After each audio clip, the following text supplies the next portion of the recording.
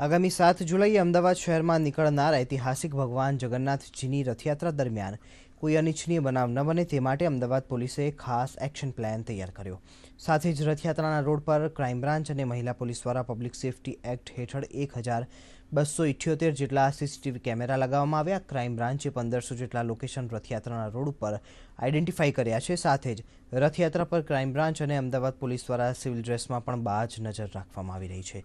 આ action plan ભવિષ્યમાં અમદાવાદ શહેરના બીજા વિસ્તારોમાં પણ અમલમાં મુકાશે।